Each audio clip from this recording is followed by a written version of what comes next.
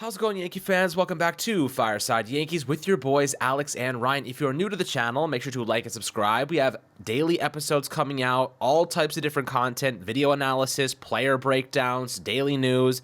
We got you guys covered. You're not going to want to miss out on this offseason. Going to be busy, but we are here every step of the way. Yes, we can get emotional. Yes, we use analytics. And yes, we definitely are critical of this team, but nonetheless, we are big Yankee fans, and we are right alongside with you guys and love to have good conversation down below in the YouTube comment section and obviously on social media. You can hit up our social media channels, Instagram, Twitter, and everything else.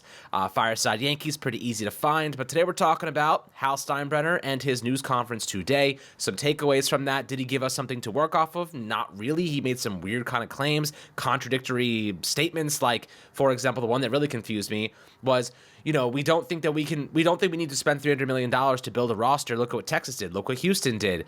And then at the same time, he's like, we're willing to do whatever it takes. And I'm like, wait a second. So you don't want to spend $300 million, but you're also willing to spend $300 million. Which direction are you guys going in? So, I don't think he wanted to give too much away. I think he wanted to keep the strategies kind of below the belt there. So we'll see what the Yankees do. Brian Cashman's going to be speaking later, so we'll get you something on that tomorrow. But Ryan, I know you watched this. You kind of took a lot away from it. I know you're a big fan of bunting. Just kidding. I know you don't want to talk about that, but that was kind of a weird situation that Hal Steinbrenner brought up. I want to get your take on what you thought about his comments, anything that stood out to you. Yeah, so the first thing I want to tackle is the bunting, right? Because I think that the answer that I'm going to have to this has kind of fluctuated, right? So I first tweeted out something about the WRC plus on bunts, and it's actually shot up dramatically, right? But somebody acutely pointed out to me that pitchers didn't hit in 2020, in 2022, and 2023, and those are conveniently the 3 years in which WRC plus on bunts was the highest. And so I thought, okay, maybe it was just a matter of pitchers not bunting. The quality of the bunter has improved. Therefore, this is negligible. The Yankees are being idiots, right? But then looking at the average. So in 2021, the average on bunts was 463. In 2022, it was 523. In 2023, it was 509. I might have said 2023 instead of 2022, but if I didn't, I'm going to repeat that point. 2022, 523, which is an increase from 2021. And 2023 decreased a little bit from 2022, but it's 509. And the two highest WRC pluses for non-position players on bunt, or non-pitchers on bunts, happen to be 2022 and 2023. So clearly there's something that teams are doing, or maybe it's a matter of just players are either A, better at bunting, maybe B, it's because they're better athletes, right? Like, people are faster nowadays than they were 20 years ago. Or even the fact that, teams maybe are a little less cued into when a player is going to bunt. Usually the type of guys on your team that are going to bunt. But if everybody on your team doesn't bunt, and if everybody on your team is capable of hitting home runs, if everybody on your team isn't the traditional type of guy to bunt, then you don't ever know, right?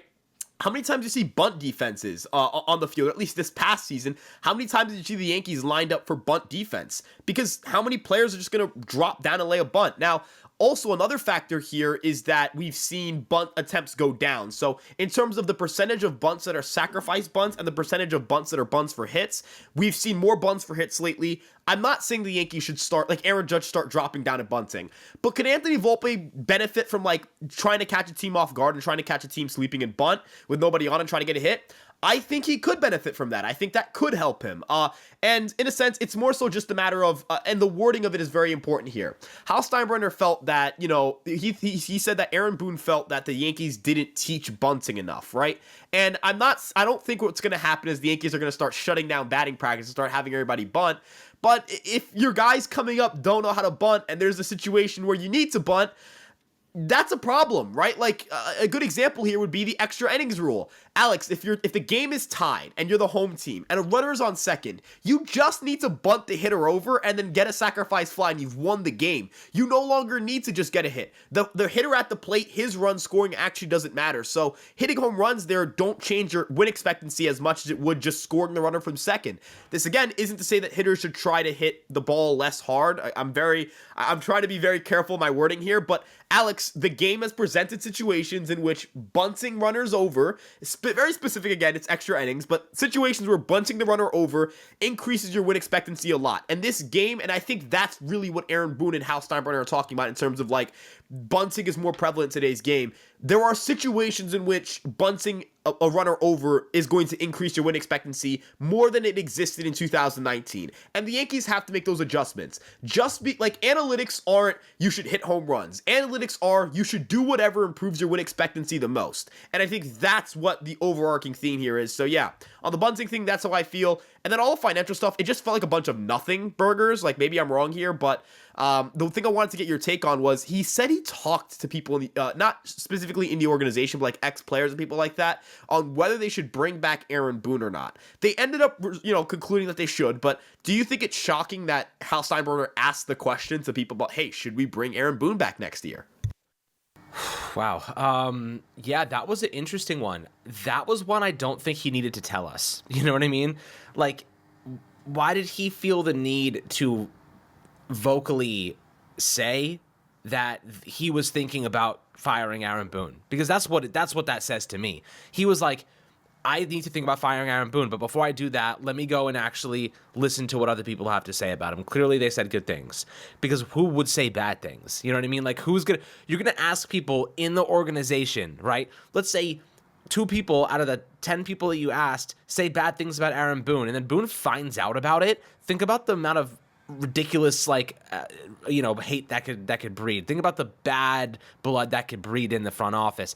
I don't even know why he would tell us about that. That should have been under wraps, because they didn't fire Aaron Boone, right? He's still here. So what the hell does that make a difference of? Instead, he just said it verbally that he was thinking about firing. If you're Aaron Boone, you're thinking he thought about blaming me for all that. You know what I mean? Like, you thought about blaming me for all the mistakes. How about Cashman?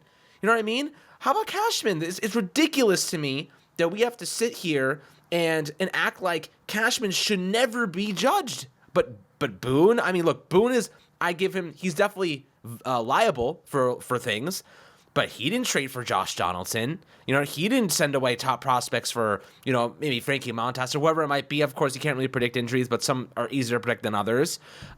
He's not the one making the moves for this team. He advocated for Anthony Volpe, who just won a Gold Glove, who has a, really solid set of skills that we hope to build upon. That's the only thing I really know that he advocated for. Why is he not mentioning Cashman as a potential guy that he had to ask around and see if maybe he was on the outs? Instead, the guy seems like he's untouchable. But Boone is not untouchable. Cashman seems to be untouchable. I don't understand it, right? I don't get it. What are your thoughts on that? The fact that he would publicly oust Aaron Boone like that, basically say, like, I was thinking about firing him, I needed to get second opinions, because that's really what that means, and nothing about Cashman at all. Yeah, it is interesting that he basically came out and said that it was a conversation about whether Boone was going to come back, right? And look, at the end of the day, Boone ended up coming back, right? And I think, Boone was probably made aware of the fact that his job was going to be evaluated. But as you mentioned, right, like, did that conversation occur for the GM, right? And what would those conversations have looked like? Firing Aaron Boone really wouldn't have changed much. I think that, the big thing that the Yankees are hoping to emphasize this offseason is having coaching and having, information be relayed to players in a way that's a little more palatable, right? Like, obviously the reports that James Rosen is probably going to be the Yankees hitting coach for this season. He's the type of guy who you would argue is kind of the definition of, like, a good dude, the type of person that players really rally behind. Byron Buxton said that, Rosen's positive reinforcements in terms of, hey, you're this type of player, you can be the best player in baseball, all that stuff really helped form his identity as a player in 2017. And those are those are mental cues he said he stuck with, even after those comments that he mentioned about Rosen came out in 2021. At that point in time, Rosen was with the Miami Marlins. So I think there is an aspect of, like, trying to figure out if it's a communication, trying to evaluate all areas of communication. But as you've mentioned, it starts at the top. And, another comment that Hal Steinbrenner made regarding, well, we don't need to spend $300 million to win because the Rangers and Astros didn't. Yeah, that is objectively true. The Astros and Rangers did not spend $300 million. But I feel like that's this idea of, like, oh, well, I'm doing everything I should financially and the team isn't winning. Hal Steinbrenner, let's be honest with ourselves. The Yankees didn't get Corey Seager because Brian Cashman went, hey, I don't want Corey Seager, and Hal Steinbrenner went, wait, no, you have to pay him. The conversation looked like, hey, should we get Corey Seager? I don't think we can afford him. That's that conversation. And Corey Seager is now a 2-time World Series MVP. When you had opportunities to trade for Luis Castillo, what stopped you from being able to do that was you couldn't trade Anthony Volpe, because why were you going to trade Anthony Volpe? You didn't have a long-term shortstop in place. You had Isaiah Kiner-Falefa. That's a trickle-down effect. Let's go even before that. Let's say, you know what? The Yankees should not have spent $300 and however million it was on Corey Seager because he's an injury-prone player. The Yankees needed a left-handed hitter or switch hitter who could play shortstop, give them good defense, and be durable. Francisco Lindor was made available for trade following the 2020 season. The Yankees showed virtually no interest in acquiring him. And after the fact, the Mets signed him to a long-term extension, and he's been, I think, the second most valuable shortstop according to wins above replacement since signing that extension, or since joining the New York Mets. Those are 2 opportunities in which the New York Yankees passed up an opportunity to get a surefire superstar left-handed / switch hitting shortstop. And that's 2 players that would certainly make this team a lot better. So Hal Steinbrenner coming out and saying, well, we don't need to spend $300 million. Sure, that can be true, but you also can't pass up on generational talents. Juan Soto is going to be available. And yes, Hal did said that he, everything's on the table in terms of handing out 9-figure contracts and all that stuff. But let's have an honest conversation with ourselves here, Alex. There is no dollar. There is no prospect. There is nothing on planet Earth that will ever reasonably explain a failure to acquire Juan Soto if he's made available. Now, if he's not dealt, what are we going to do about it, right? Like, if he's not traded, I understand, right? But every fan, you and I, rational, unrational, whatever you want to call each fan, every section of the fan base is uniform on one thing. If they do not go out and make that big-time move, if the Yankees fail to do anything this offseason notable, there will be a lot of there will not be a lot of people buying tickets. I think Dan Work mentioned this on his show, but I think it was like 51% decrease in people renewing their season tickets. Hal Steinbrenner, you don't want to spend $300 million? Fine. We won't spend our money either. I'm not blowing $100 on a Yankee game to go watch what? Isaiah Kiner-Falefa play center field and hit 5th on the team? That's not happening, right? You need to get players. You need to get better. Everyone, it's top down. Hal, Cashman, yes, coaches, yes, players. It's top down. But again, it starts with the owner and it starts with the GM, and both have to be significantly better in 2024. And look, this has been my strategy for the last couple of months. If you've been a fan of the show, watching the show, you know this is what I've been trying to tell you guys for a long time. I want a nice blend of veteran leadership and those expensive contracts and youth, right? It has to be a balance, because you can't overspend at every single position. It's never going to work. You need to have homegrown talent step up. So my strategy would be pretty simple from the Yankees, right? I'm going into this offseason thinking, okay, we need to play a lot of our young pieces. Austin Wells, good luck, buddy. You're starting. Oswald Peraza, you may be starting at third base, or you're going to have a prominent role in this infield. Everson Pereira, you're going to have to fill a depth role. Estevan Florial, one of those 2 guys, going to have to play as a depth piece and help supplement some outfield stuff, given some of these guys aren't traded.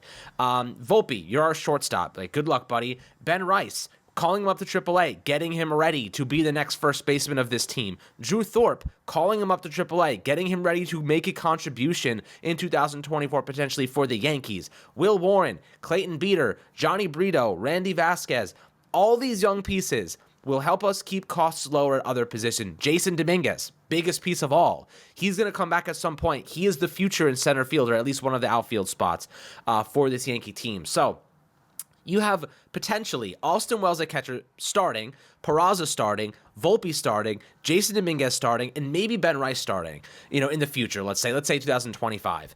That's 5 young pieces, not even in arbitration yet, right? You can afford to spend at other positions. If Juan Soto becomes available and they do not make a strong play for him, and we sit here and we watch Soto go to another team, and all the Yankees do is bring in players that lack durability and are older. But one of the things that Hal Steinbrenner did say, Ryan, is that the Yankees are going to get younger. So that could be prospect related. That could also be trade and free agent related. That certainly promotes the idea of a Yamamoto, or certainly promotes the idea of a Juan Soto, because those 2 guys are 25 years old, and one of them's played 3 consecutive years of 150 games. He played every single 162 games this past season, Soto. And Yamamoto has 3 consecutive years with over 170 innings pitched.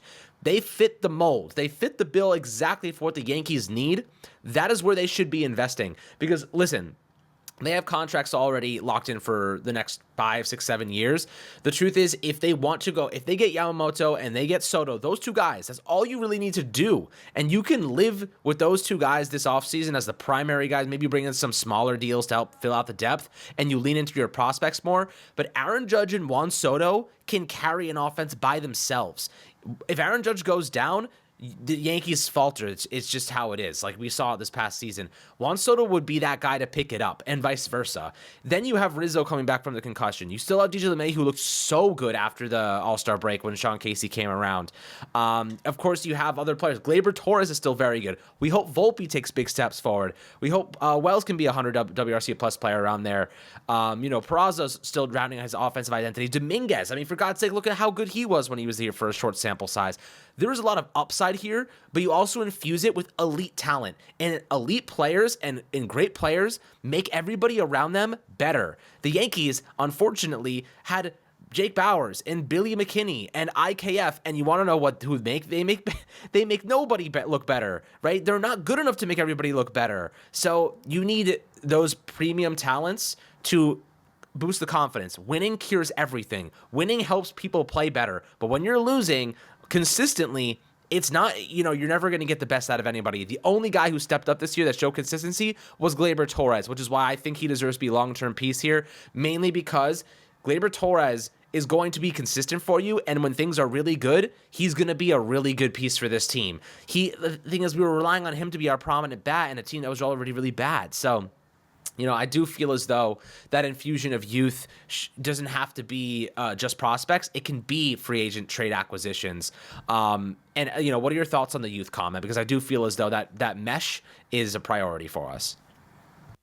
Yeah, so look, I will say this, right? Like, Billy McKinney gave you, I think a 101 WRC plus, but like, as you mentioned, you relied on him, which is a little bit different than having him as like a fun little player that came up through your system.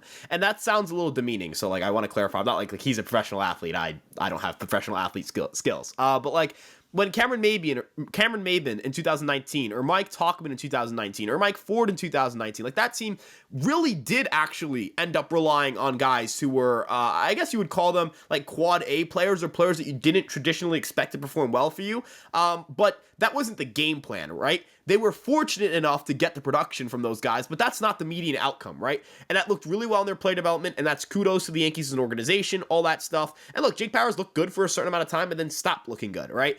Both him and McKinney got hurt. I understand. But as you mentioned, it's like, all right, when you put all the pressure on Billy McKinney to get better, right? When you put all the pressure on Jake Bauers to get better, when you put the pressure on them to carry your offense because the guys who are supposed to be aren't, you put them in bad situations, right? Like, we shouldn't be sitting here talking about whether, Billy McKinney or Jake Bauers need to be better in order for this team to be better. That's not what they were signed to be. That's not what they were acquired to be.